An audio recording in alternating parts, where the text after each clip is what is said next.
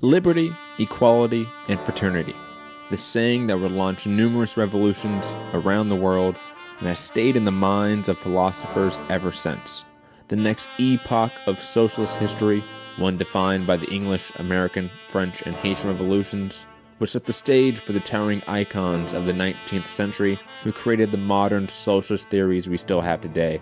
This period was defined by the rise of capitalism, imperialism, colonialism, and slavery. First, let's briefly describe the rise of capitalism. This economic system grew from feudalism in the 16th century and resulted from societal shifts as we went from using markets periodically to producing for the market as the all-consuming task.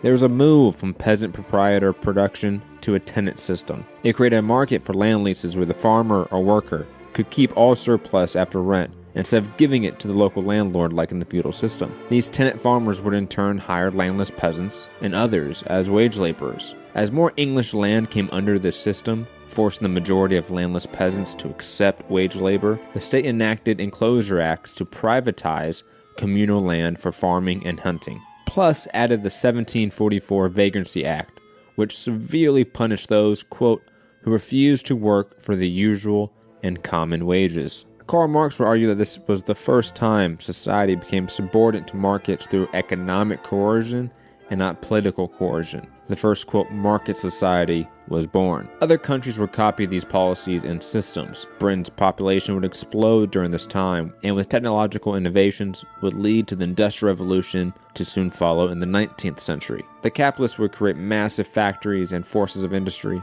chaining the new wage labor force to 12-hour work shifts, producing 10 million tons of coal in Britain alone. This massive labor force, many women and children as well, would become the oppressed and exploited proletariat class that would be the central focus of all modern socialist and Marxist theory.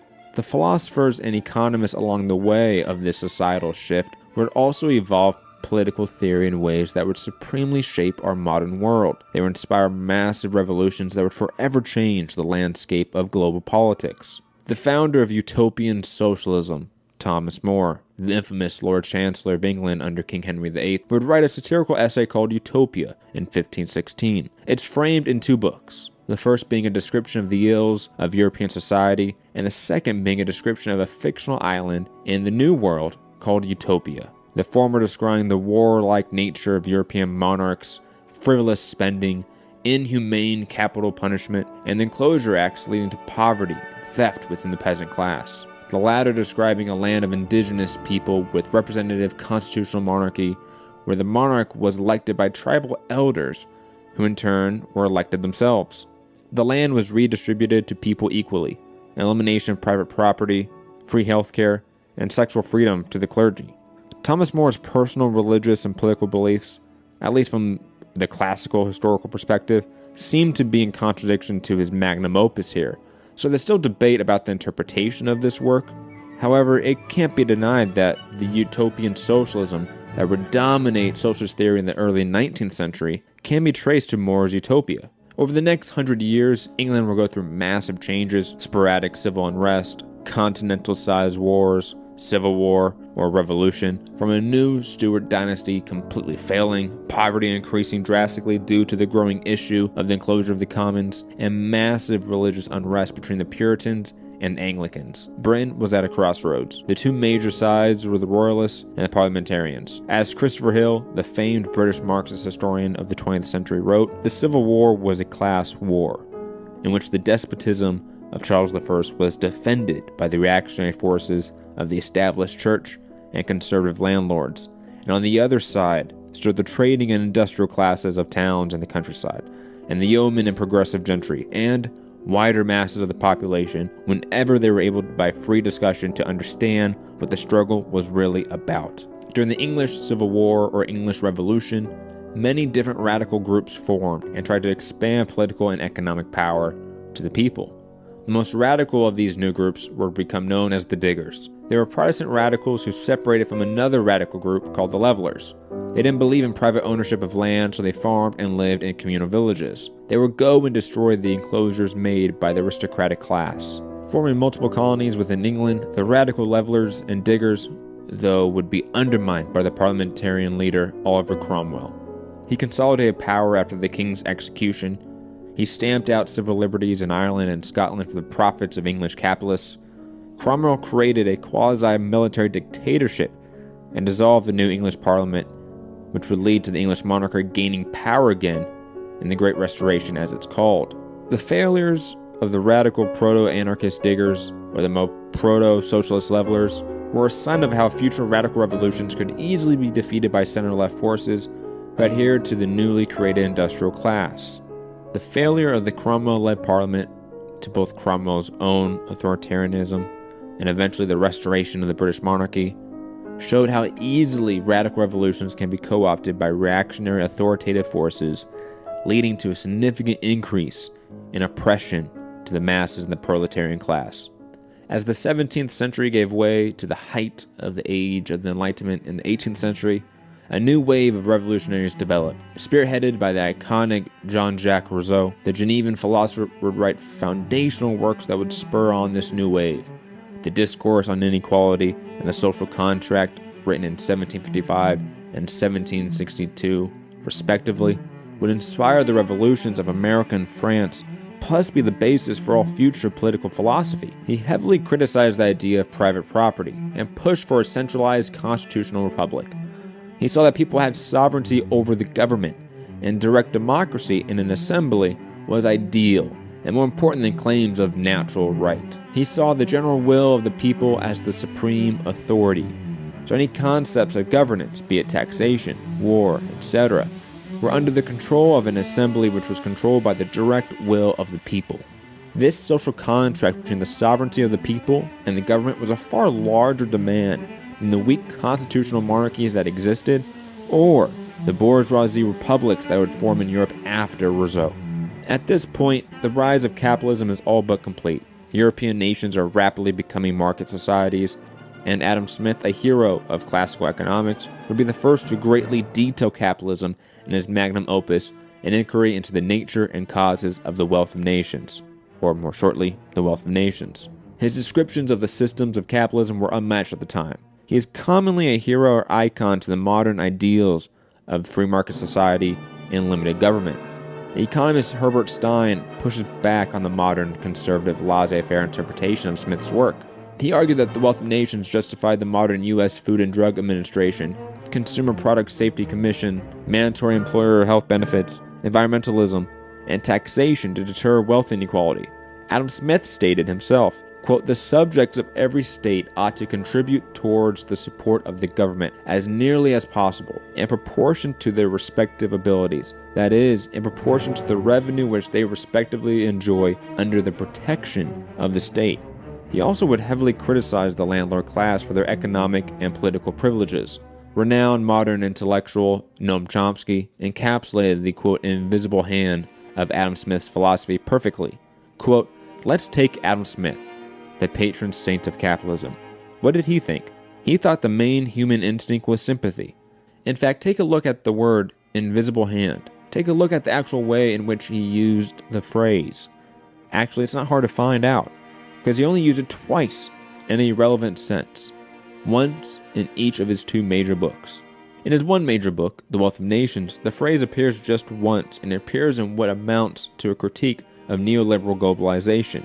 What he says is that if in England, the manufacturers and merchants invested abroad and imported from abroad, they might benefit, but it would be harmful to England.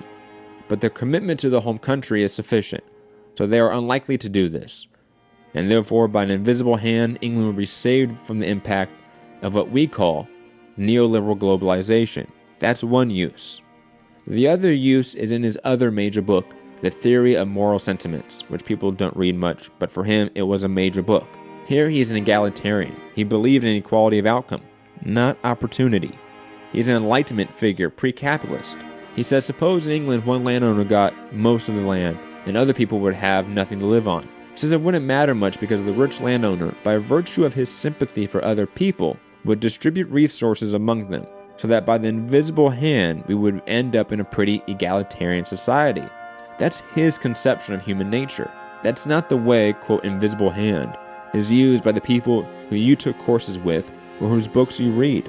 That shows a difference in doctrine, not in fact, about human nature. What we actually know about human nature is that it has all of these possibilities. The Wealth of Nations by Adam Smith was published in 1776, the same year as the official start of the American Revolution.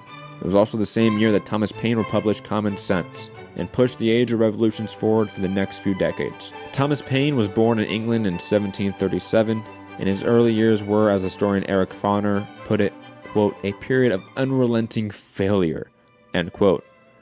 He ran away from home at the age of 16, couldn't hold a job, went through 2 marriages. It wasn't until the 1770s in England that Paine would turn towards Enlightenment-era thinking. It was in the taverns with religious and political dissenters that Paine would meet Benjamin Franklin, who was looking for fellow radicals to support the growing movement in the British colonies in America. Franklin would push for Paine to immigrate to Philadelphia in 1774. He would quickly find his place in this revolutionary atmosphere and start to write for the Pennsylvania magazine under several pseudonyms. He would attack Britain for, quote, ravaging the hapless shores of Africa, robbing it of its unoffending inhabitants to cultivate her stolen domains in the West. He would argue for the ending of the slave trade and the freedom of slaves. He would formulate social welfare programs that could provide young married couples with, quote, a reasonable sufficiency to begin the world with, end quote, and a program similar to our modern social security system to protect elderly people from destitution. As the American colonies were quickly militarizing for an armed revolution from Britain, fellow revolutionary Benjamin Rush would suggest to Paine to write a pamphlet for support of independence and a republican government. Common Sense would sell 150,000 copies that year in the colonies. And by the way, Paine never took a dime from that. All proceeds went towards the revolution. And it would be the spark that obviously ignited the American imagination about a just republic.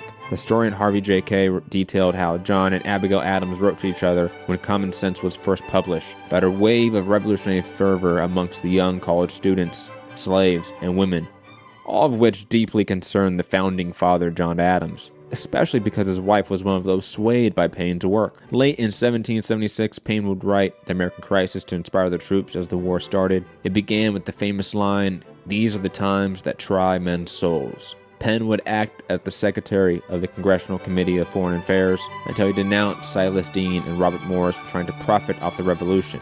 This would lead to his expulsion from the Congressional Committee in 1779. He would work as General Nathaniel Greene's aide-de-camp for the next few years. In 1780, he would publish his next work, The Public Good, where he called for the land west of the 13 colonies to be for the government and the people, when people like George Washington, Thomas Jefferson, James Madison, Richard Henry Lee, the ancestor to Robert E. Lee, and others wanted the land to be owned by the Virginia Company, a company they respectively had ownership in, of course.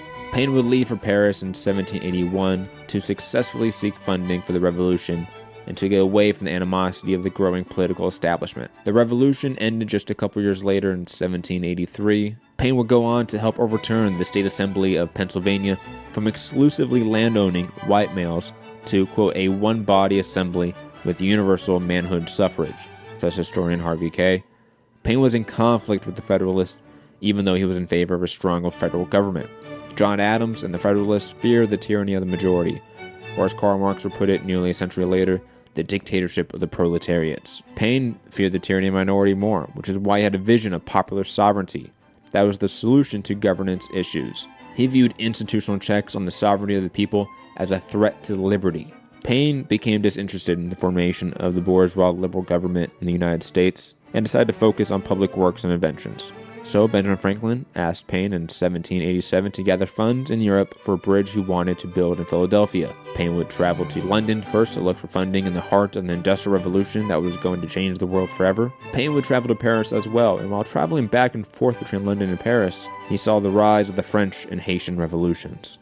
Over a decade prior, in 1774, Louis XVI was crowned King of France and inherited a country with significant financial crises, rising inequality, the aftermath of a world war and the 7 Years' War, and the revolutionary fervor of America slowly filtering into French culture along with Enlightenment-era philosophy.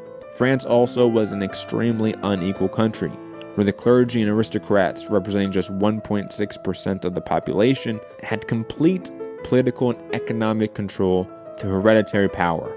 Socialist Jean-Jacques described the economic subjection. There was not one action in rural life that did not require the peasants to pay a ransom. The feudal rights thus extended their clutches over every force of nature, everything that grew, moved, breathed, even over the fire burning in the oven to bake the peasants' poor bread. The urban population of laborers and artisans also experienced economic and political subjugation. The apprenticeship system was all but dismantled by the state, and day laborers had day permits to exist in the cities they work in. The royal police would use this to harass the working class, arrest them, and send them to beggar colonies. In 1787, King Louis XVI called the Assembly of Notables for the first time in over a century. It was a council of high-ranking aristocrats to help deal with the economic crisis. Any proposals to remove the regressive taxes on the poor, create taxes for the aristocracy or clergy, were denied. The harvest of 1788 was destroyed by droughts and storms, and the economic situation for the king became desperate. It allowed for the summoning of the Estates General in May 1789, a sign of the monarchy being in an extremely weakened state. The Estate General was comprised of 3 estates of groups: nobility, clergy, and the rest of France. The last time it was convened was 1614. However, it was quickly apparent radical reform would not happen from this model. So the Third Estate, the majority of the French people, formed the National Assembly. Its purpose was to write the French Constitution. King Louis had to bow down to the pressures of the National Assembly, which renamed itself the National Constituent Assembly on July 9, 1789. Jacques Necker, the finance minister, who was partially sympathetic to the Third Estate, was banished by the king on July 11th. The next day, the news hit the streets of Paris. The people feared a conservative backlash towards the assembly next, and took to the streets. Mass protests and riots broke out seemingly overnight all over the country. Conflict broke out between the military under King Louis and the poorly armed masses. The people would eventually raid weapon and food depots, leading to a couple of days of combat in the streets of Paris. All of this leading to the famed storming of the Bastille on July 14th, 1789, the ceremonial start of the French Revolution. In just the next few months, the feudal system would be utterly destroyed. The Declaration of the Rights of Man was written by Abbé Sieyès, Marquis de Lafayette, and Thomas Jefferson, surprisingly. And the Women's March would change the capital of France from Versailles to Paris. The feudal system that had controlled France for hundreds of years would be stripped away and abolished. The laws and courts were all abolished. It's impossible not to understate the societal shift happening here. While the economic and political power of the 13 colonies stayed largely intact after the American Revolution, the economic and political order in France was being completely rewritten. The Declaration of the Rights of Man would state, "Men are born and remain free and equal in rights. The goal of any political association is the conservation of the natural and imperceptible rights of man.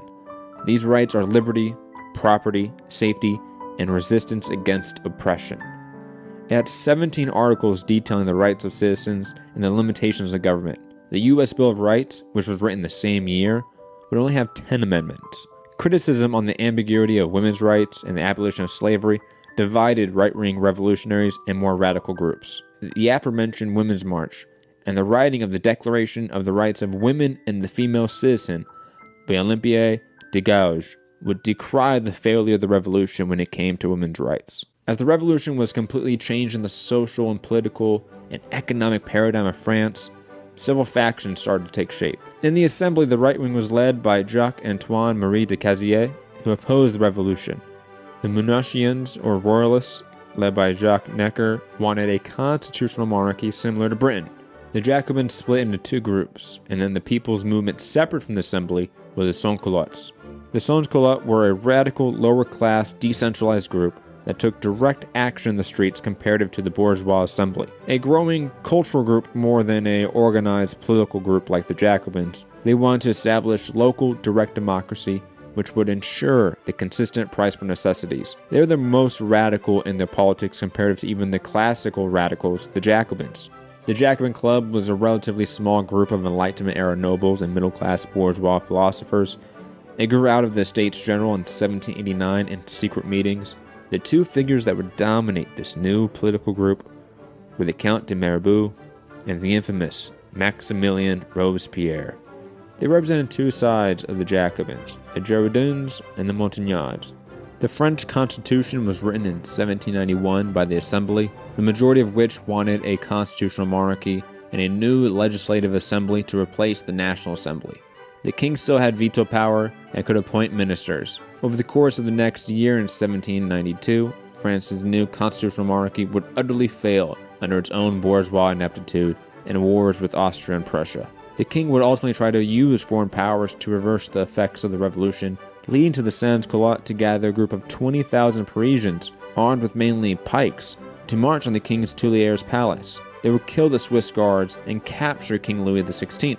The sans-culottes would go into the prisons and kill up to 1,500 prisoners, mainly Catholic priests and nobles believed to be conspiring with the royalists. This would be the moment where the revolution rejected the royalists and even moderates in favor of the radical ring of the Jacobins led by Robespierre. A national convention was called where the centrist Girondins lost ground to the center-left Montagnards. The monarchy was abolished and a republic was declared. The reaction of the outside world of this growing revolution in France was best contrasted between Irish conservative statesman Edmund Burke and British American revolutionary Thomas Paine. In 1790, Burke would publish Reflections on the Revolution in France, denouncing the revolution as a destructive force and defended the monarchy there. He perceived the revolution as tearing the fabric of society. Burke, who was devoutly religious, also vehemently defended the power of the church over society. Burke predicted through the chaos of the revolution a popular general would take power, one of the few predictions he got right. Thomas Paine was fascinated with the French Revolution, and like Jefferson, felt a revolutionary kinship with the movement. He would write The Rights of Man in two parts in reaction to Burke, and also be involved with the National Assembly. Combining his work Grand Justice in 1795, Paine would lay out the blueprint for the modern social democratic philosophy we see in FDR and Bernie Sanders 100, 200 years later. He would lay out programs for land and wealth redistribution, a universal one-time capital grant for both men and women when they reach the age of maturity, similar to a universal basic income, except it's not annual, just a one-time capital grant.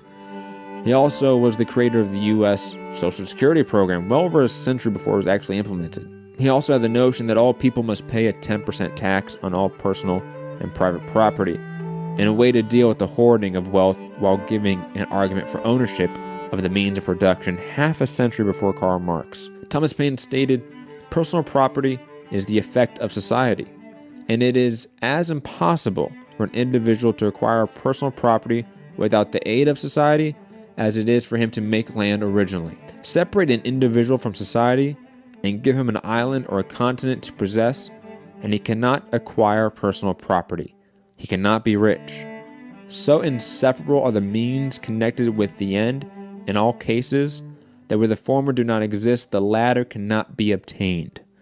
All accumulation, therefore, of personal property, beyond what a man's own hands produce, is derived to him by living in society, and he owes on every principle of justice, of gratitude, and of civilization a part of that accumulation back again to society from whence the whole came.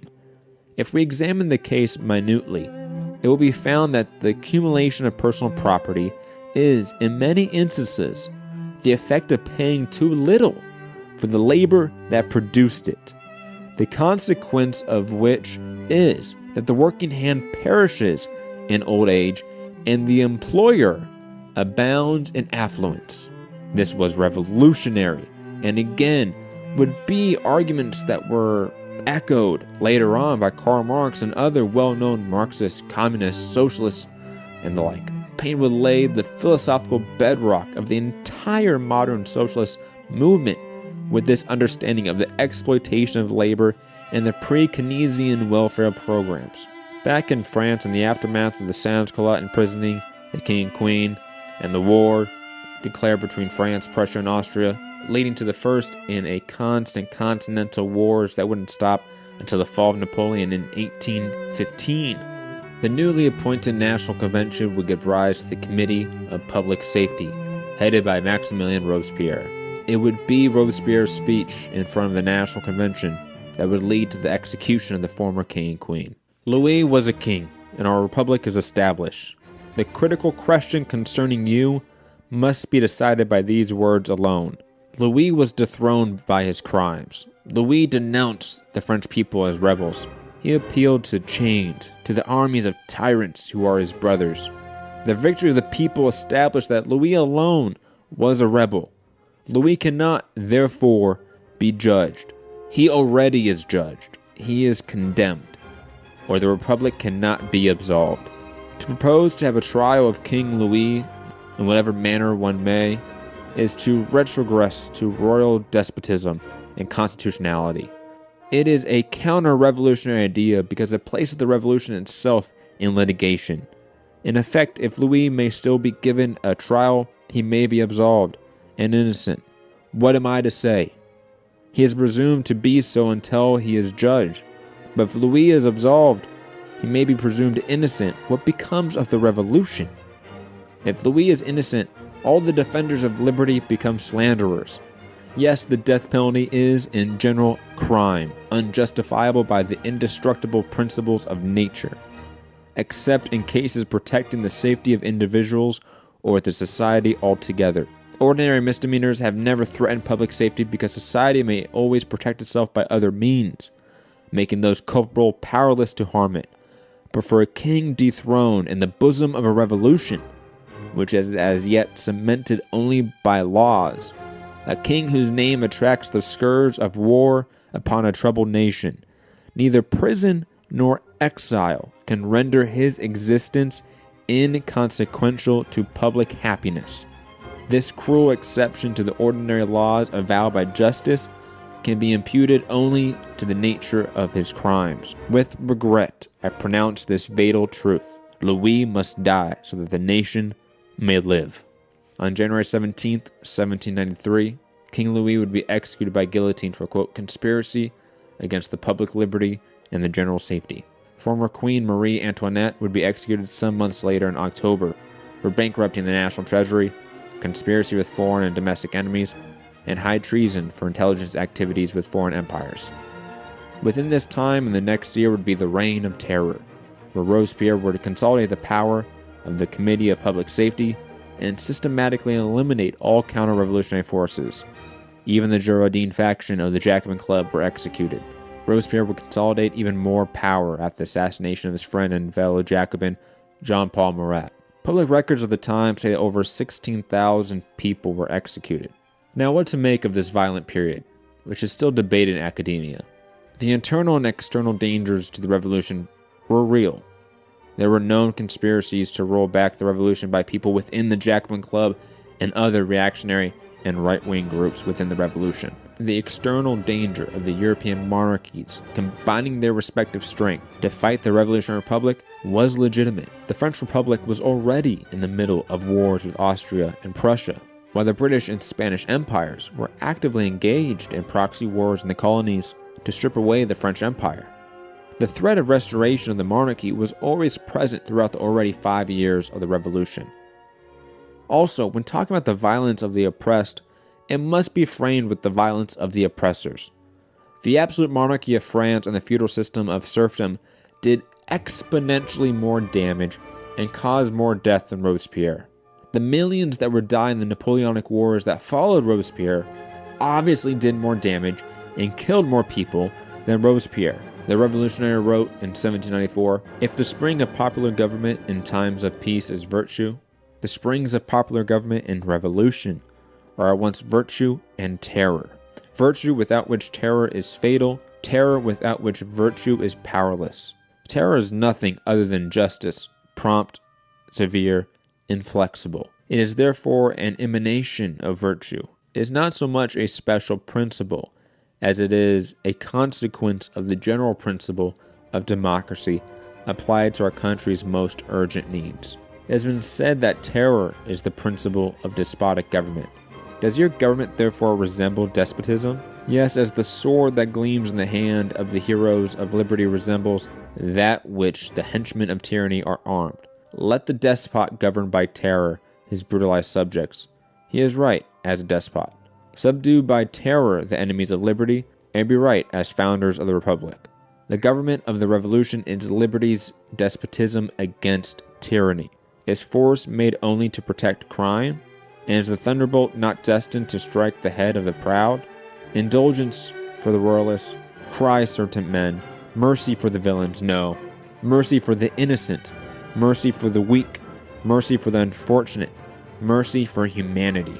Karl Marx, just 50 years later, would write, There's only one way in which the murderous death agonies of the old society and the bloody birth throes of the new society can be shortened, simplified, and be concentrated. And that way is revolutionary terror. Though, as writer Jonah Walter states, quote, "One more thing seems nearly certain. Sending political opponents within the ranks of the revolutionaries to the guillotine, the Dantonists, the Herbatists, was a reflection of political weakness that left Robespierre isolated and ultimately defenseless against the plots he so feared. No matter the morality of the revolutionary violence, this specific period would make Robespierre and his faction of the Jacobins alone in this world, where the enemies of the revolution were gaining power and coalescing." On January 27, 1794, the right and center of what was left of the National Convention would conspire to overthrow the power of Robespierre and the Committee of Public Safety. Robespierre and most of his followers would be arrested and executed by the guillotine. The White Terror, as it's called, would lead to the systemic executions of the radicals of the revolution. Proto-Anarchist Gracchus Babeuf would try to restart the radical revolution with the conspiracy of equals, where he wanted direct democracy and the abolition of private property. He would be executed as well. All the radicals of the French Revolution would be stamped out during this period. A center-left bourgeois government called the French Directory would be formed from 1795 to 1799. By all accounts, it was a failure, and Napoleon Bonaparte would carry out a coup d'etat and replace it with the French consulate, and eventually crown himself Emperor of France. In effect, the French Revolution was over, and the Napoleonic era began. This ultimately led to the Bourbon Restoration that instilled a constitutional monarchy. Nonetheless, many changes from the Revolution and Napoleon, societal, political, and economical changes, could not be reversed. Another revolution was happening concurrently with the French Revolution, and even was more successful: the Haitian Revolution from 1791 to 1804. The Haitian Revolution, or the San Domingo Revolution, as it's traditionally called, was a massive shift in human civilization. To understand the significance of this period of history, we must detail the horrors of the transatlantic slave trade. It was a market that was created to support the global capitalist system that was being made across Western empires. How would capitalists extrapolate surplus wealth from the resource-rich New World and the global South? Create a slave labor class that was subordinate to even the white working class of Europe. Over 12 million slaves were thought to have lived through the process to actually get to the New World. Millions and millions more would die before ever reaching the European colonies. The number on how many actually died is unknown to history. Before the slave trade truly started, Central Africa was a relatively peaceful tribal area. Details of European travelers going thousands of miles without intervention or conflict was common and the norm. The Portuguese were the first to try to break up this peaceful tribal system, waging war on tribes if they didn't sell slaves. European powers would kill chieftains and destroy all societal order in Africa by rape and pillage. Slave revolts in Africa, in the ports, along the hundreds of miles of those economic trails were quite common. Those that survived the forced marches in the ports were subject to the slave ships, where 20% of slaves were killed or died. Ship captains, if held up by storms, would often poison or kill the slaves on board to ration food for themselves. It was also not rare for ship captains to force cannibalism on the slaves. They would torture and mutilate a slave in front of everyone and then force the rest to eat the corpse, unless they also wanted the same horrific evil fate. Then, when they reached the harbors of the New World, the women were subject to molestation and rape while the men were branded. A priest would then instruct them through an interpreter on the teachings of Christianity. The colony of San Domingo was the epitome of the horrors of this capitalist system. The island was colonized in the late 15th century, and the native population went from near 1 million people to 60,000 in 15 years, from Spanish and French genocide. With the native population so diminished, the church requested in 1517 for the importation of African slaves. The French and Spanish divided the island, Saint-Domingue on the western French side and Santo Domingo on the eastern Spanish side. The colony of San Domingo was the greatest colony of the world, the pride of France and the envy of every other imperialist nation. The whole structure rested on the labor of the 500,000 slaves. C.L.R. James, in his historical account of the San Domingo Revolution, Black Jacobin, rights of the evil treatment of slaves in the colony. The slaves received the whip with more certainty and regularity than they received food. It was the incentive to work and the guardian of discipline. But there was no ingenuity that the fear and deprived imagination could devise, which was not employed to break the slave spirit and satisfy the lust and resentment of their owners and guardians. Irons on their hands and feet, blocks of wood that the slaves had to drag behind them where they went, a tinplate mask designed to prevent the slaves eating sugarcane. Whippings was interrupted in order to pass a piece of hot wood on the buttocks of victim. Salt, pepper, citron, cinders, aloes, and hot ashes were poured on the bleeding wounds.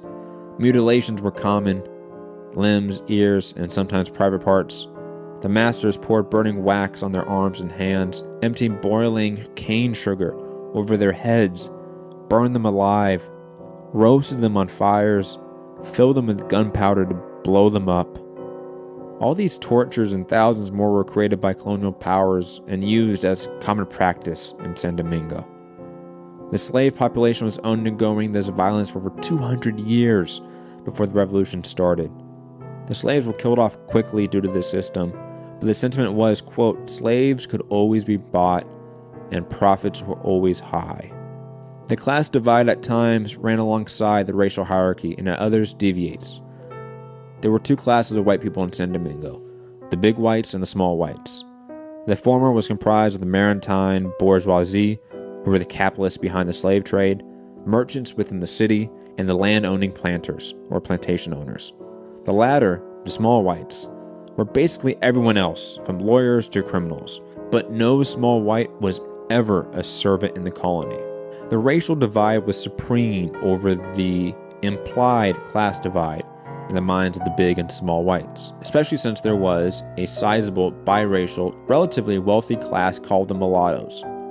But the small whites, having less wealth than the biracial class, sometimes free land-owning class, was still politically and institutionally superior. That was the fundamental belief. So free black slaves or free biracial slaves who were wealthy and landowning, much more wealthy than the small whites, were still subject to the horrors of the small and big whites of the colony.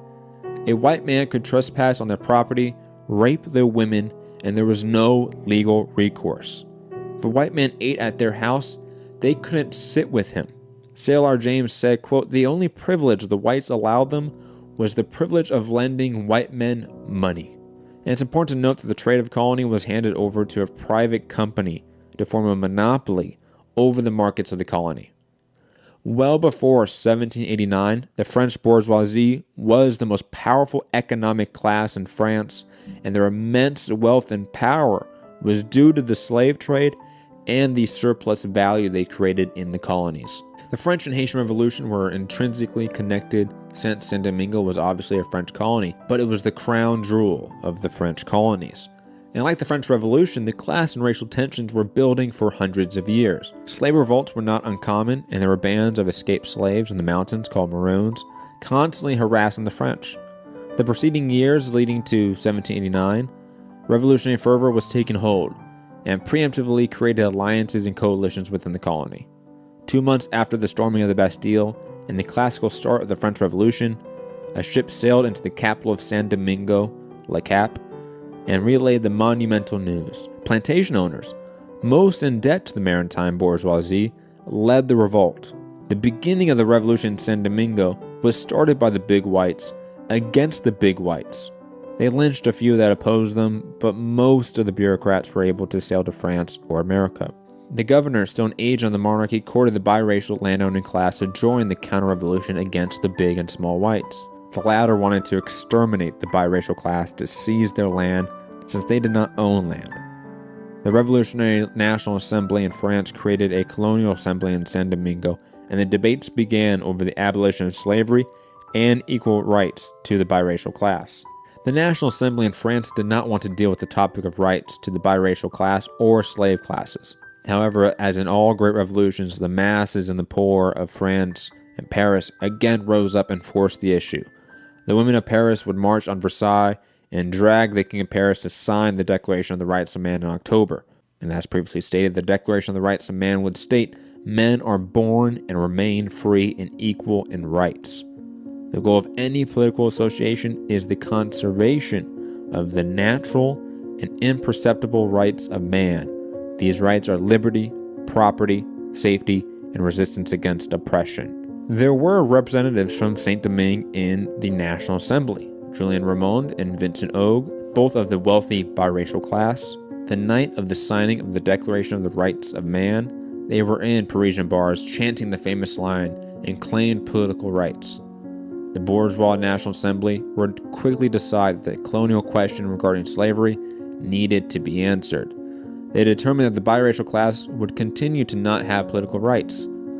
The subject of slavery abolition was off the table for the time being. This national debate would incite violence from the white revolutionaries and counter-revolutionaries. Lacombe, a biracial free man, and a judicial officer named M. de Boudoir would request political rights for the biracial class in San Domingo in 1790. Both were lynched, beheaded, and mutilated in the streets of Le Cap, their heads carried on pikes.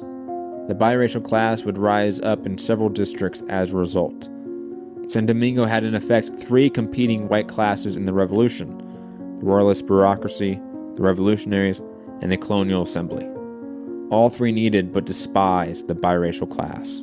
Vincent Ogue would secretly leave Paris to start an insurrection in Saint-Domingue. He received funds and arms from the British Empire, a trend that would unfortunately continue throughout the preceding revolution. But the liberal that he was, when he came into the capital of Saint-Domingue, Le Cap, he gave proclamations in the city requesting rights and promising not to raise a slave rebellion. They refused him. He would then call up the biracial class against both royalists and revolutionaries, but due to bad weather, his army could not form. He was defeated and tortured for months before his execution. Royalists and patriots were united against the threat of a free and politically equal black class of people. 23 other conspirators met the same fate, including an ex-slave who fought for the independence of America. For the next few months, extreme violence spread across the French Revolution. The masses, the sans-culottes, were not happy with the bourgeois government and its protection of property rights over equal political rights. The news of Ogue's execution further drove the masses in Paris towards violence. In Saint-Domingue, violence between patriots and royalists continued. The royalist commander of the military was killed by his own men. They executed him, beheaded him in the middle of the capital. A biracial man, André Rigaud, was imprisoned for the Ogue uprising. A minor figure at the time, but he would go on to be one of the influential figures of the revolution. News came from the National Assembly that all biracial, land-owning free men, whose parents had to be free as well, had political rights under the rights of man. This only applied to 400 people though. Regardless, the white people of Saint-Domingue united against them and murdered and lynched biracial people indiscriminately. What were the slaves doing and thinking of this chaos around them? They perceived the revolution in France as the white slaves revolting, killing their masters, and around them they saw Frenchmen kill and butcher each other, but still united against the biracial free class. So the slaves were organizing for a revolution. The main communication line was voodoo, an illegal religion in the colony, though this did not stop the slaves from holding meetings in the forest and the mountains at night. With the voodoo priests and maroon bands of rebels being the centralizing, organizing bodies of this revolution, and their leader's name was Dutty Boukman, a giant ex-slave who learned from past failed revolts. He organized the 6,000 slaves in the capital to set fire to the outskirts of the city and then head to the plains to raise the slaves on the plantations. He gave a speech in the middle of a tropical storm overlooking the capital on August 21st, 1791.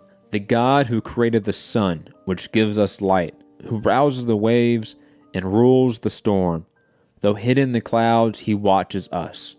He sees all that the white man does. The God of the white man inspires him with crime. But our God calls upon us to do good works. Our God, who is good to us, orders us to avenge our wrongs.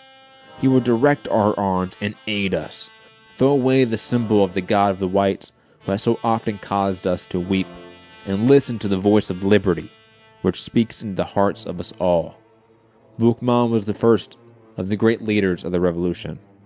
The slaves revolted in their plantations, killed their masters, and set fire to the fields and buildings in the north. All the violence that was put on them for hundreds of years, and all the violence they saw the white man use to achieve liberty, was on display this night.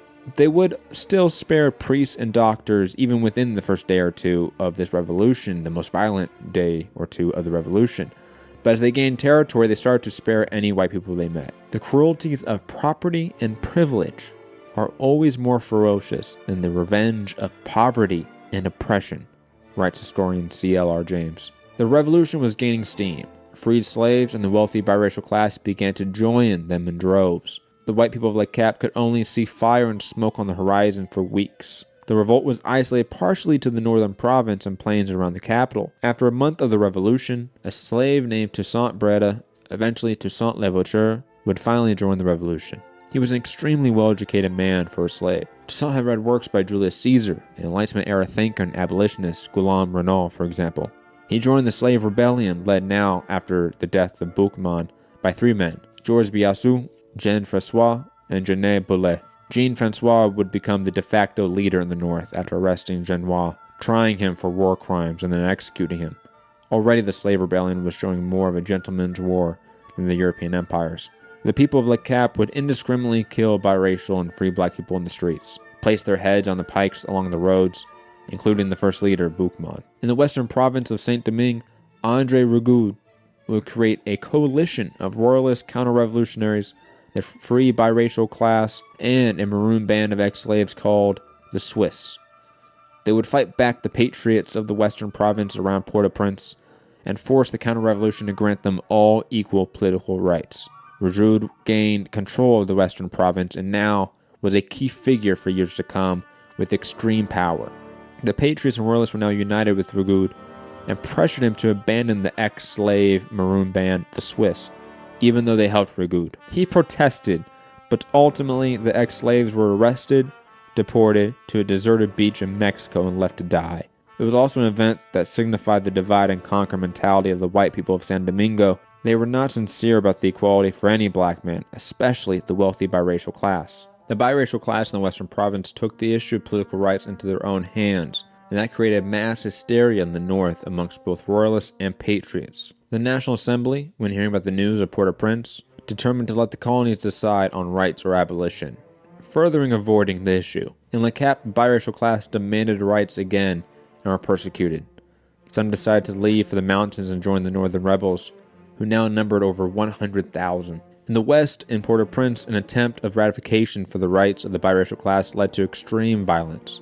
This led to Rigaud, Louis-Jacques Bouvet, and Pierre Pénichard to raise the slaves in the biracial class and besiege Port-au-Prince. Rigaud's brother wrote to his friends, "I fly to vengeance. If my fate is not death on this expedition, I shall be back soon to join you.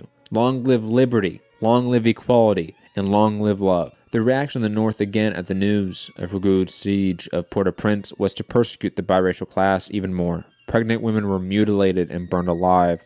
Biological warfare via smallpox was used as well. The rebellion in the north, led by Jean-François and Biassou, was running out of steam. They controlled the northern mountains and could win an open battle, but the French army decided to stay in their fortifications in Le Cap and other northern coastal cities. The slave army didn't have the guns and munitions to break into the walls. Dealing with a growing army that was starving, they sought peace with the colonial assembly in Le Cap. Jean-François and Biassou and some other officers, including Toussaint, drafted a letter in effect agreeing to put their army back into slavery for the freedom and immunity for the 400 leaders and officers. In a meeting in Le Cap between the leaders of the rebellion and the assemblymen, the leaders were significantly disrespected, and this was the catalyst for Toussaint seeking total freedom and abolition for the slave class. The assembly in Le Cap refused all concessions with the slave rebellion, and war was to continue. Toussaint was a driving force in the leadership now, becoming resolute in their opposition and a full-out war for freedom. He took on the title of Brigadier General and started to train the slave rebellion into an army. In 1792, André Rigaud had formed a large coalition in the West again with white and black men of all classes. He was particularly good at forming these broad coalitions, as he was in reality truly a believer in social revolution. One of his captains named Hyacinth was a 21-year-old slave who claimed to be divinely inspired. He would go around to plantations and the slaves would flock to him for Rigaud's coalition. Armed mostly with knives and pitchforks, they would charge wave after wave into the cannons and muskets of the patriot French army. They believed when they died they would wake up in Africa. And as CLR James wrote of this coalition and revolutionary army, in April 1792, not yet 3 years after the fall of Bastille, the white patriots off Port-au-Prince were being besieged by a composite army of royalist commandants, white planters, the biracial class, and black slaves. None of them constrained, but all of them at the time being free and equal partners. No doubt most of the rich were only awaiting the restoration of the order to put slaves back in their places again. But the mere fact of the Revolutionary Association and the temporary equality meant that the old spell was broken and things would never be the same again. As violence in the colonies raged, the National Assembly debated the issue of the rights for the biracial class. The issue of abolition of slavery was still not the primary focus. And the reason why was because the Revolutionary French Assembly was still deeply bourgeoisie. Property was one of their fundamental rights, spelled out in the Rights of Man. And guess who were property? The slaves.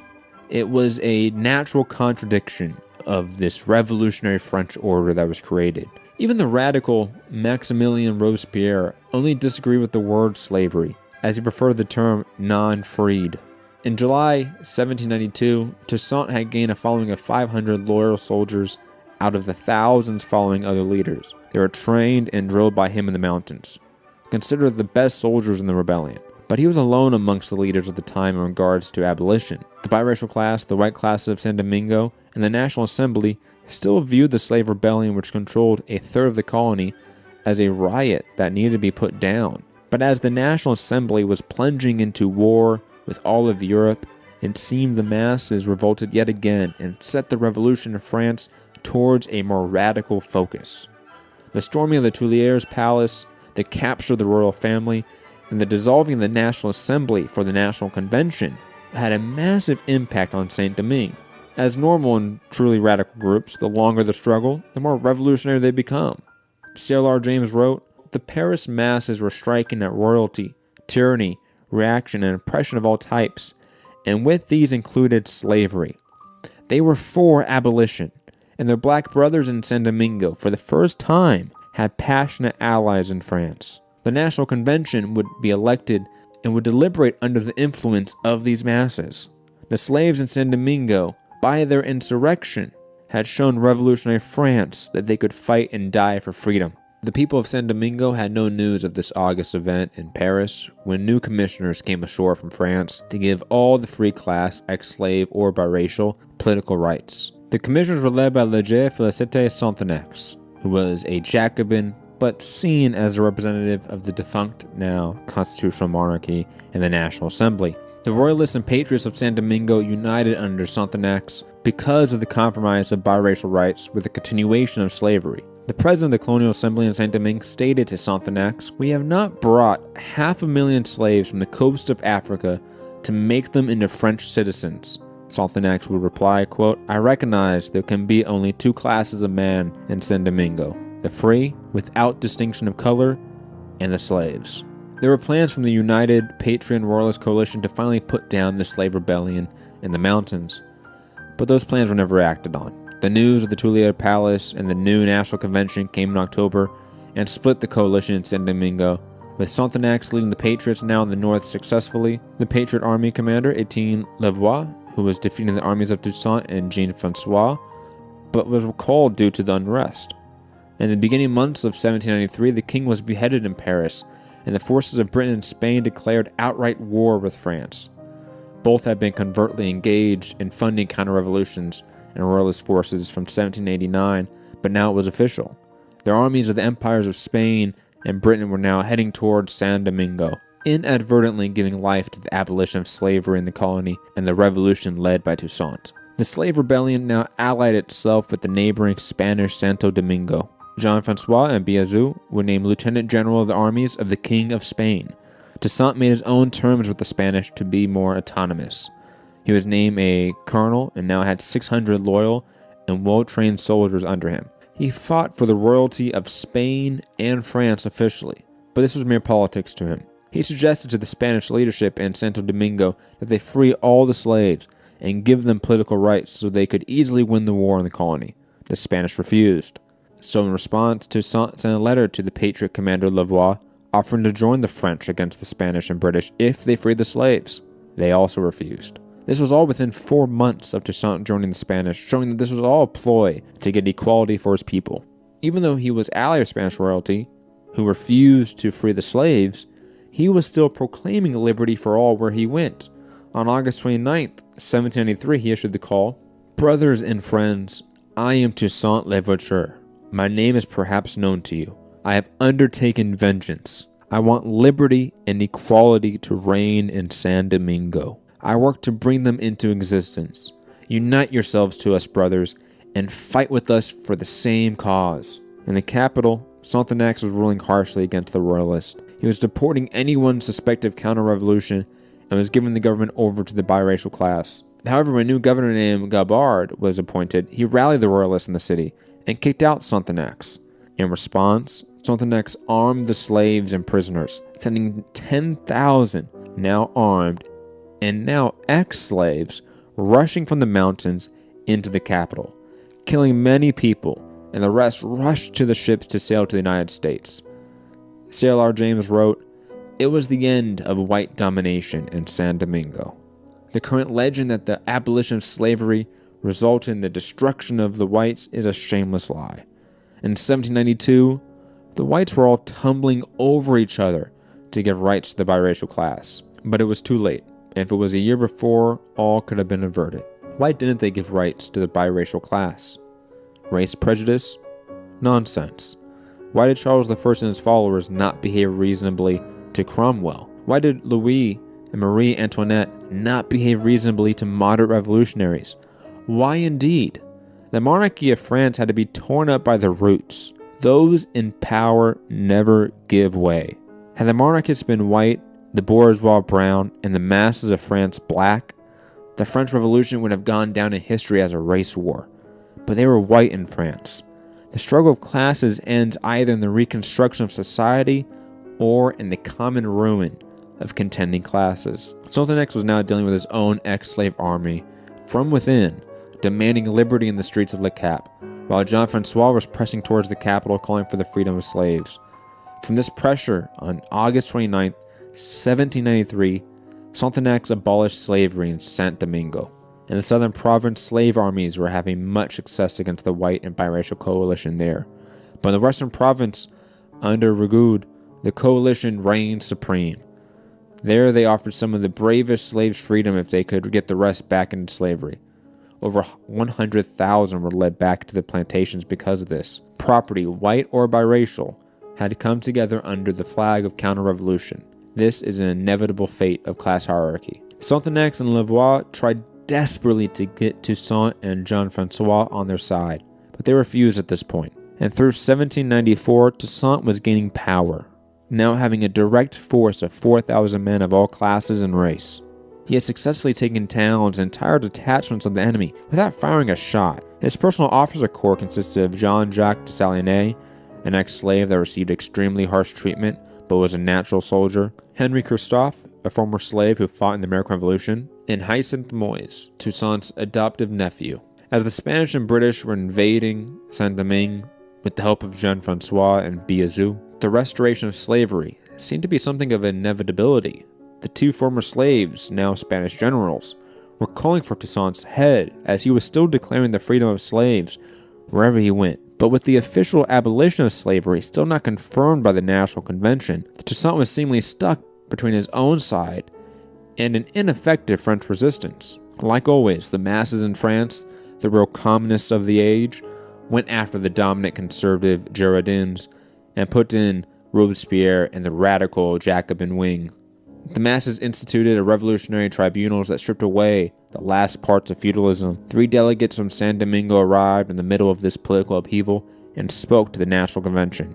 Jean-Baptiste Bellet, a former slave, Jean-Baptiste Mills, a biracial freeman, and Louis-Pierre Dufay, a white landowner. The former two were specifically embraced as brothers of France by the convention, and the topic of abolition was decided. They gave speeches and the convention motioned that no discussions will happen regarding the issue, as the mere discussion of abolition instead of the action was deemed too disrespectful to the new brothers of France. So on February 3rd, 1794, slavery was officially abolished in all parts of the French Republic. Robespierre was not present for this session, and he did not approve, but the die was cast. History was made. And in May, when Toussaint heard of the news, immediately switched sides to France to continue his mission of liberty for his people.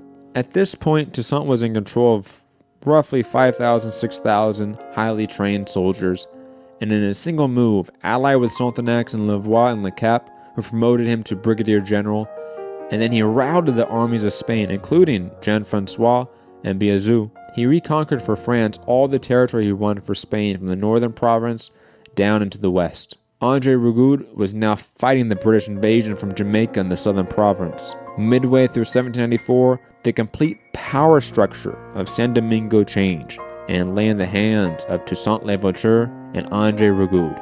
It's important to contextualize how important this transition of power in Saint Domingo was. As C.L.R. James wrote, if the British could hold Saint Domingo, the finest colony in the world, they would once more be in power in American waters. Instead of being abolitionists, they would be the most powerful practitioners and advocates of the slave trade, on a scale excelling anything they had ever done before. But there was another urgent issue. If the British completed the conquest of Saint Domingo, the colonial empire of revolutionary France was gone. Its vast resources would be directed into British pockets, and Britain would be able to return to Europe and throw army and navy against the revolution. The fight for Saint Domingo was a fight for supreme global control, and fundamentally was the epicenter of all revolutionary war at the time. Over the next few years, Sonthonax would get recalled due to unfounded suspicion of working with the counter-revolution. Louvois would become governor of Saint-Domingue in his absence and build a strong alliance and friendship with Toussaint, who also would become the central figure of the war. They defeated the Spanish and Jean-Francois forces after the Spanish coalition committed war atrocities and mass murder against white and black people of Saint Domingo, killing thousands of innocent people, men, women, and children. Louvois and Toussaint would become close friends during this time, considered the only friend of Toussaint throughout the war, and Toussaint's charisma and reputation were unmatched. When André Rigaud was dealing with a maroon band of 5,000 ex-slaves, he wrote to Toussaint asking for help. A single letter from Toussaint made the 5,000 ex-slaves join his side. The alliance of Toussaint and Louvois in the north was in loose coalition with André Rigaud in the west and the south, due to their common enemy in the British. But foreshadowing future events, Toussaint would have continuous issues and run-ins with the wealthy biracial class. Many of them, from the old regime of the French monarchy, still viewed ex-slaves as a class beneath them which they can govern. Classes viewing themselves as superior was still an issue in the bourgeois French Republic. In France, Robespierre would attack the communist left, persecute the working men, and sans-culottes far more than aristocracy in this phase of the terror,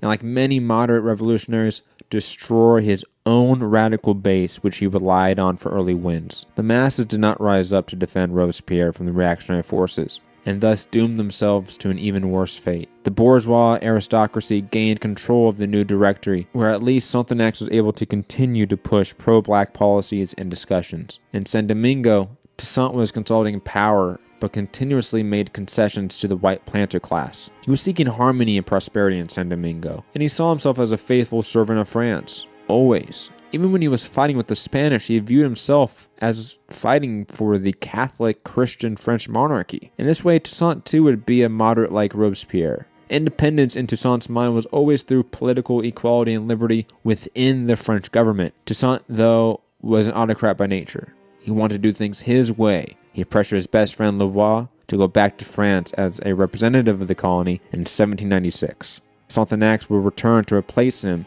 as governor of Saint-Domingue. Sonthonax's main goal in this year of being governor was the attempted pacification of the biracial controlled territory in the western and southern province, centered around Port-au-Prince and under André Rigaud's authority.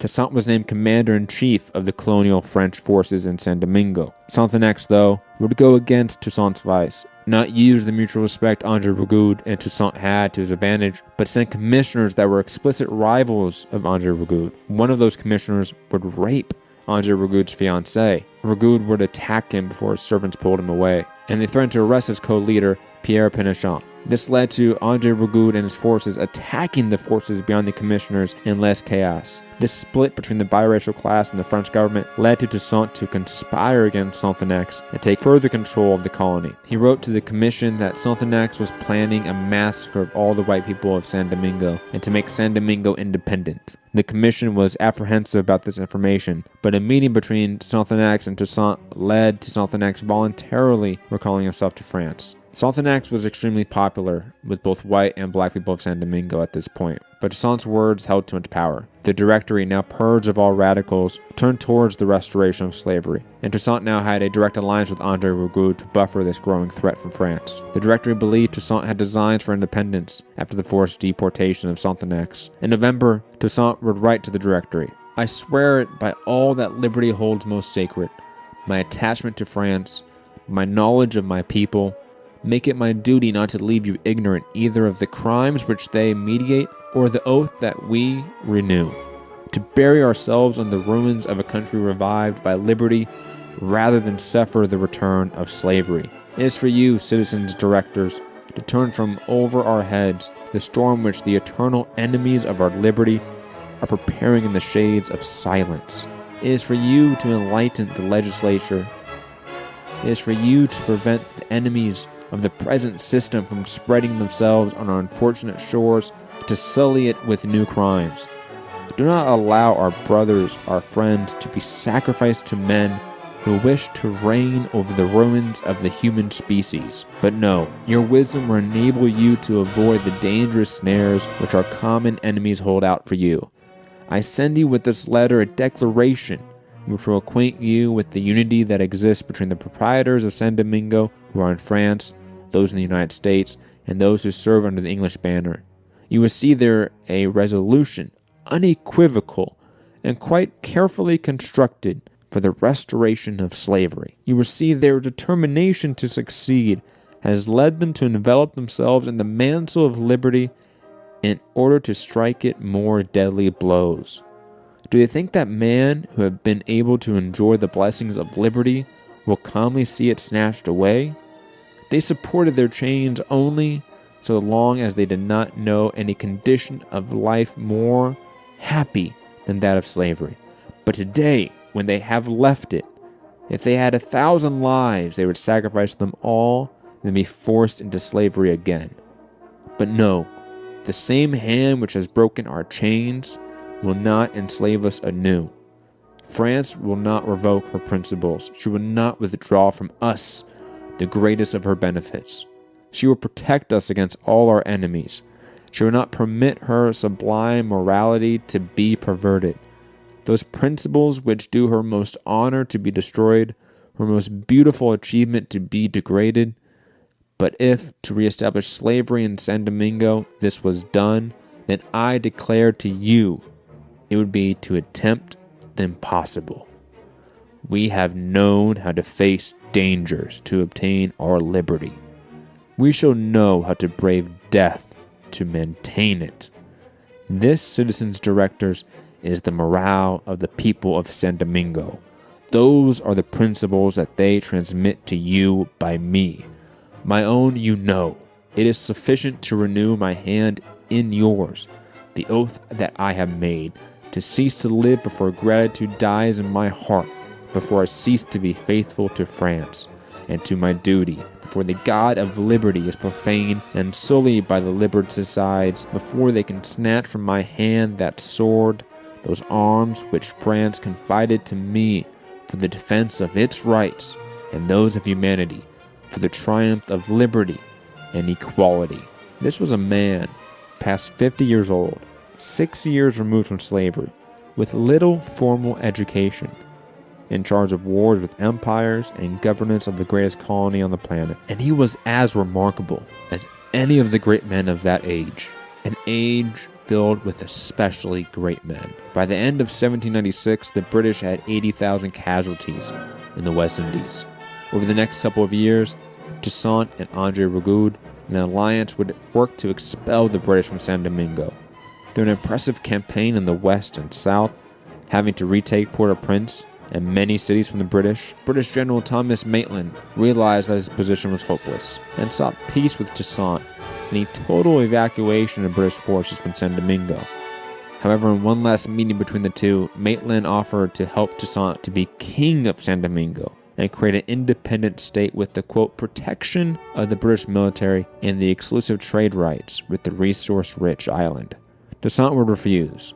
So by late August 1798, the British evacuated to Jamaica, or Britain. Toussaint was now in a place of supreme reputation amongst the people in San Domingo. He was seen as the liberator, the peacemaker, as he had a strict policy of racial harmony. He was judicious against his men if they were to perform any acts of cruelty against white or black people.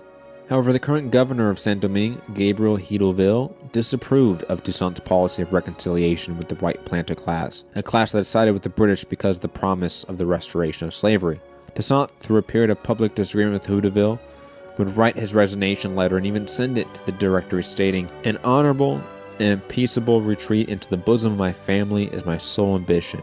There, as at the head of my armies, I shall always be ready to show a good example and give the best advice.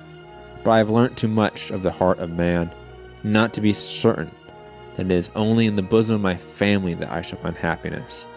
Toussaint would have happily faded away into history, but history wasn't done with him. The new governor didn't pay the army, which was now largely ex-slaves. He replaced black generals with white ones and instituted a poor policy of apprenticeship for ex-slaves in the plantations. And this wasn't Sonthenac's au revoir anymore. Gabriel Hidalgo was seen as an agent of the malevolent Directory and attempting to restore slavery. An incident where he tried to remove Moise from his command was the catalyst for Toussaint and André Rigaud to openly go to war with the Directory in France. Moise was the second most popular man in the army of San Domingo, and like many great revolutionaries, was deeply connected to the masses. He raised the laborers in the plains of the north, while Dessalines took the army and marched on Le Cap on Toussaint's orders. The governor and many of the bourgeoisie who detested Toussaint and his forces left for France before Dessalines could capture them. Toussaint, upon hearing the news, gave a proclamation at Fort Liberté.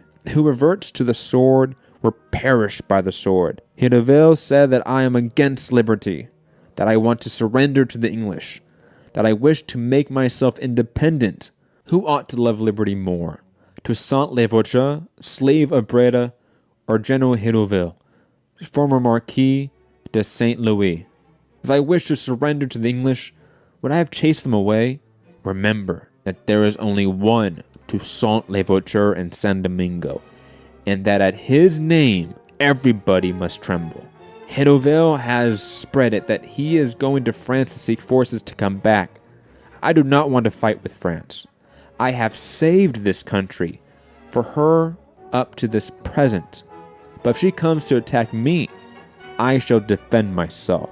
General Hidalgo does not know that in Jamaica there are in the mountains black rebels who have forced the English to sign treaties with them. Well, I am black like them.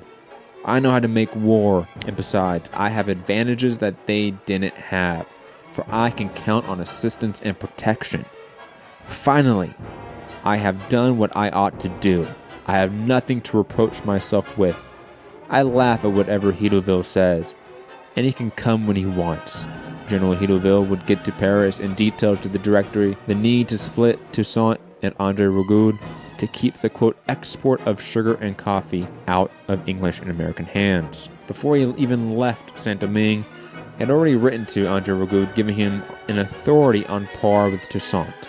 This was always a war of trade rights and of class divisions. Toussaint at this point wanted complete control of the colony of San Domingo, but still in a subservient relationship with France. And he believed if a French expedition would come, André Rigaud's forces in the south and west would join the expedition against him. Rigaud, though, to his credit, tried to avoid this issue.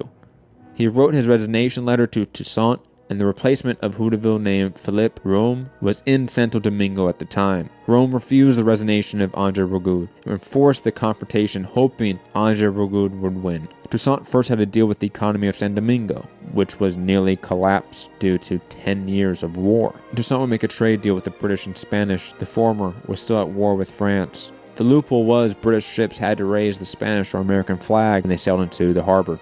Even though Toussaint did this independently from Philippe, Rome, and the Directory, Rome would later say it was justified to save the crumbling economy. However, in the deal, Toussaint explicitly left out the southern ports under André Rojoud. This trade war centered on San Domingo was between empires, but also two men vying for control and authority on this rich island. Toussaint would attempt to get Rojoud's second-command, Beauvais, on his side, but Beauvais decided to sail to France and avoid the coming bloodshed between two revolutionaries he admired. André Rojoud would be the first to turn this Cold War of subversion into open conflict. However, he would continually look to France for help when there wasn't any, while Toussaint pressed forward independent from France's authority. Dessalines would march south to fight André Rojoud directly, while Toussaint would head north and pacify the wealthy, free, biracial, and black classes in the north. Over the next year, from the summer of 1799 to the summer of 1800, Toussaint systematically took over the west and south of Saint-Domingue, leading André Rojoud to escape from the colony. Toussaint was now in supreme control of Saint-Domingo, and in France, Napoleon Bonaparte was victorious in the internal wars of the bourgeoisie, but for the time being, was too preoccupied in Europe, so made Toussaint commander-in-chief and governor of San Domingo. In the next month, Toussaint would invade the Spanish side of Santo Domingo, to free the slaves and gain control of the entire island of San Domingo, a colony the size of Ireland. He and Moïse marched into Le Cap to force Commissioner Rome to sign the decree allowing them to do so. This set Toussaint on the warpath of Napoleon. As previously mentioned, Toussaint wanted autonomy from the government of France, but still be under its protection.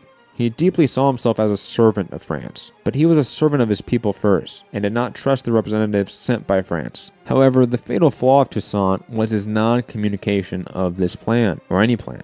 He never explained his desires or plans for San Domingo with Christophe, Dessalines, or even his nephew who he loved dearly, Moïse. His silence on such matters confused the people, but it wouldn't confuse Napoleon. This was an issue Dessalines didn't have. After the war with André Rojoud, he told his soldiers directly, "The war you just won is a little war, but you have two more bigger ones. One is against the Spaniards, who do not want to give up their land, who have insulted your brave commander-in-chief, and the other is against France, who will try to make you slaves again as soon as she is finished with her enemies. We'll win those wars." After 12 years of war, San Domingo was devastated.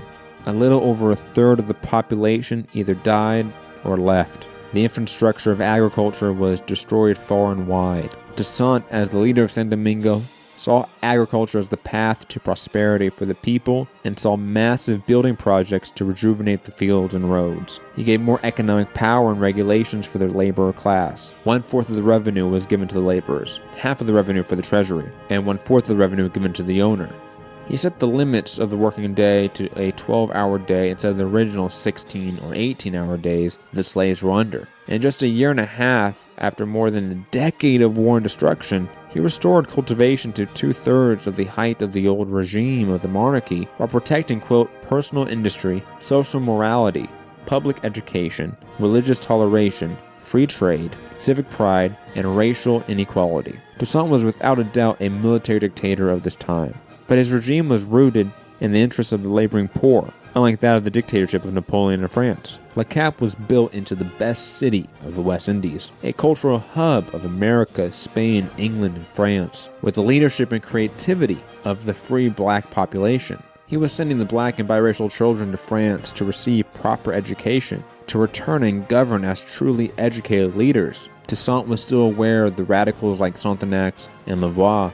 Friends of the black people were gone from Paris and France, stamped out by the bourgeois counter-revolution. He was just trying to create time. Toussaint was aware as well of the disdain the planter class had towards the laborers still. He had strict laws against using the whip and even would punish Dessalines for using it against his own laborers. He redrew the districts of San Domingo and made a commission for the creation of a constitution. It abolished slavery forever in San Domingo, made the church subordinate to the state, created a unicameral body called the Central Assembly, which would accept or reject laws. It appointed Toussaint governor for life with the ability to choose a successor, and most importantly, while still swearing allegiance to France, created no positions that could be filled by France. Toussaint would appoint the Central Assembly, and the municipal positions were left to those in San Domingo, most of them already filled by his followers. Toussaint in effect declared San Domingo independent, with France as, quote, elder brother, guide, and mentor. Also in the Constitution, he did legalize slave trade.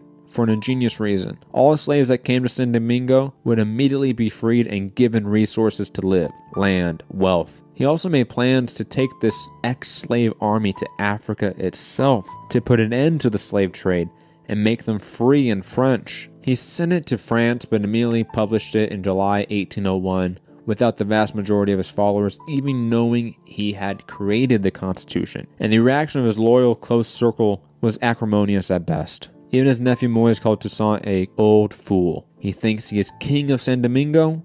Toussaint's lack of communication, even with those closest to him, was a fatal flaw. But most importantly, he never truly changed the power dynamics of the classes of San Domingo. Yes, the black population were no longer slaves, but they were still under the same white masters that now are just white employers. The classes just changed names. There was not a dynamic or revolutionary shift here. It was a moderate resolution to a radical issue. And like the moderate Robespierre, Toussaint would destroy his revolutionary vanguard. In the northern province, upset over the lack of fundamental class change, Moise raised a revolt against his adoptive uncle. He stated, quote, "Whatever my old uncle may do, I cannot bring myself to be an executioner of my own color. It is always in the interest of the metropolis that he scolds me. But these interests are those of the whites. I shall only love them when they give me back the eye that they made me lose in battle." Moise, fighting Toussaint, Dessalines, and Christophe, was captured and executed. Moise understood Toussaint was placating to the bourgeois class of San Domingo for the reason of stability. But Moise was only interested in the true political and economic emancipation of his class. As soon as the masses saw that Toussaint no longer served that goal, they sought someone else who could lead them there. A tragic reoccurring dynamic of revolutionary coalitions. Napoleon, a deeply racist man who would never directly write to Toussaint and persecuted the biracial general of the revolution, Thomas Alexandre Dumas, now set his sight on San Domingo and the restoration of slavery. He sent one of his best generals, Charles Leclerc, with 20,000 well-experienced men from the Egyptian campaign. The expedition left for San Domingo the day after Moise's execution. The French expedition would arrive in San Domingo after Toussaint had broken the will of the black laborers while reassuring the white planters. Toussaint never explained to his supporters why their old enemies were given positions or favor. Vladimir Lenin would learn from this and keep his supporters thoroughly aware of why certain czarist officials were still in positions of authority in earlier Soviet Union. Also, Toussaint fundamentally still saw himself as French. This would be like Lenin fundamentally viewing himself as a czarist. The right course of action would have been to declare the obvious intent of this French expedition, which was the restoration of slavery, raise the laborers in the fields, declare independence, and give an ultimatum to all people of San Domingo: stay, fight, or leave. He did the worst thing a revolutionary can do. He waited and left his supporters divided after Moise's execution. C.L.R. James wrote, "It was a method, not principle, that Toussaint failed. The race question is subsidiary to the class question in politics, and to think of imperialism in terms of race is disastrous. But to neglect the racial factor as merely incidental is an error only less grave than to make it fundamental." When the French ships came over the horizon, Toussaint saw them approach from a nearby mountain and told his officers, quote, "We shall perish. All of France has come to overwhelm us." Napoleon had planned the whole campaign. The expedition was first to promise loyalty to Toussaint, to get key access of San Domingo. Next was to divide and compel Toussaint's officers who were, quote, favorable to the whites to join their side. Then they would, in a single day, launch a coup and arrest all of Toussaint and his major supporters. If that was done, then they would systematically strip any black officer down in rank. All white women who had married black men during this period were to be deported to France for forced prostitution. Napoleon also had André Rigaud and the other biracial leaders who were deported or left go on this expedition, as they requested. But if Toussaint allowed the expedition to land, they would all immediately be deported to Madagascar. Napoleon only wanted them if they needed to divide the population in San Domingo. Napoleon was still attempting to appear as the heir of revolution in France, so only Leclerc knew of the order to restore slavery. The soldiers in the expedition were led to believe Toussaint was a royalist fighting for the British and the church. Leclerc and 5,000 of his men sailed into the harbor of Le Cap. demanding lodging in the city from Toussaint's officer, Henri Christophe. Toussaint gave him strict orders to rebuke the demands of Leclerc. However, when news came that neighboring Fort Liberté was taken by another French force, war was declared. There was an initial confusion from the forces of Toussaint due to the lack of communication between him and his officers that led to some major defeats in the war. Toussaint, though, would enforce a scorched earth policy, destroy and take anything the French could use. All of the infrastructure Toussaint had built over the last year and a half were destroyed by their own hand, so the French couldn't use it.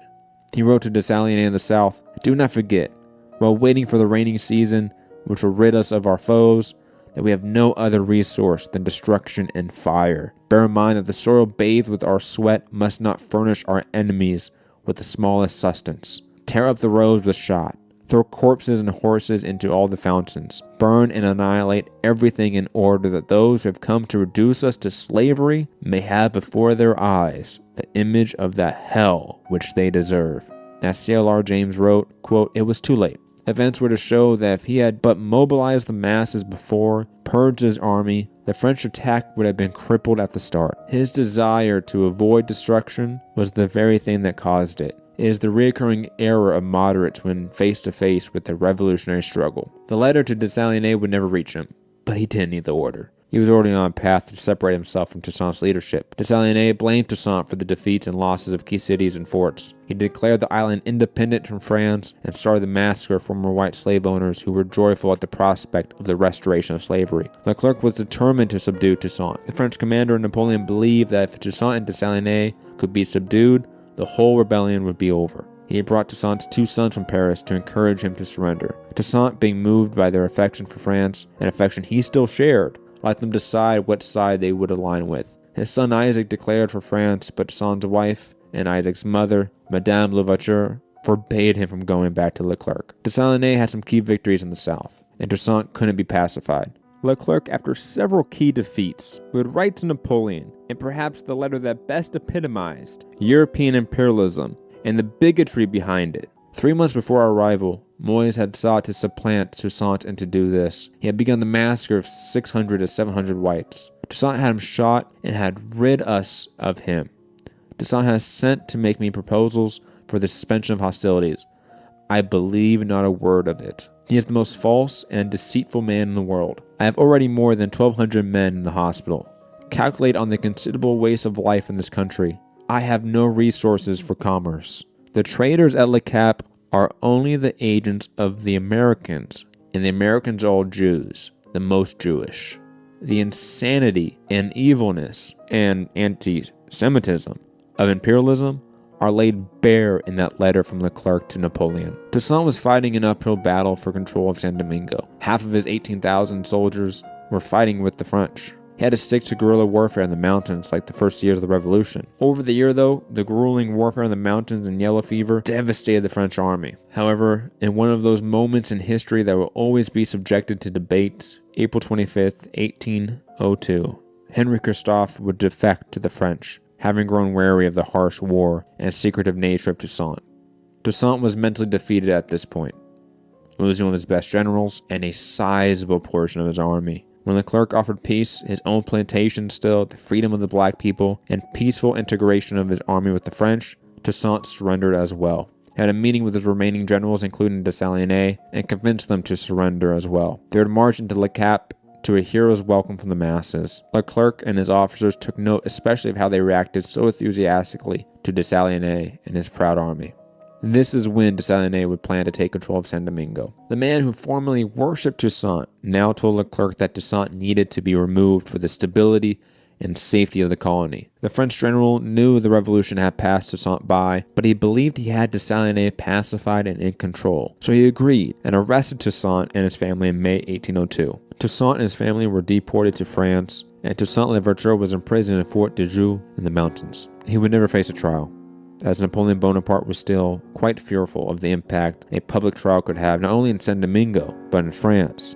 Toussaint was a hero to the revolutionaries of the masses, the same masses that just a decade prior bled in the streets of Paris to force the Jacobins to abolish slavery. Napoleon would never respond to any of the many letters Toussaint sent him over the next year, and refused to let him stand trial.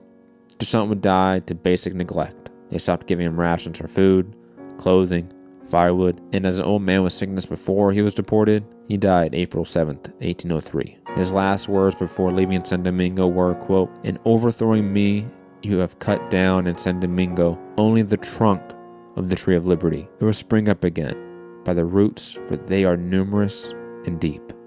News of Toussaint's arrest and imprisonment and eventual death will galvanize the masses of San Domingo. Insurrection sprang from the laborers across the provinces. Dessalines and Christophe still waited to turn on the French. They were instructed to hunt down the brigands, and usually they kept in contact with them actually. Dessalines, Christophe, and others would finally turn on the French army after news of the vote for the restoration of slavery and the explicit call for a war of extermination against the black and biracial class in San Domingo. The plan by Napoleon was just to replace them with new slaves from Africa that had never experienced liberty. The insurrection now was a full war for independence and survival against the genocidal Napoleonic forces. The mass executions the French carried out were horrific, creating even new ways of death and torture. They would gas entire holds of ship filled with prisoners and ex-slaves until they were killed. Arguably, this first gas chamber for genocide was created against the revolutionary Haitian forces. Written accounts at the time talk about the waters of Le Cap being so filled with the bodies of black laborers that they couldn't eat the fish in the harbor.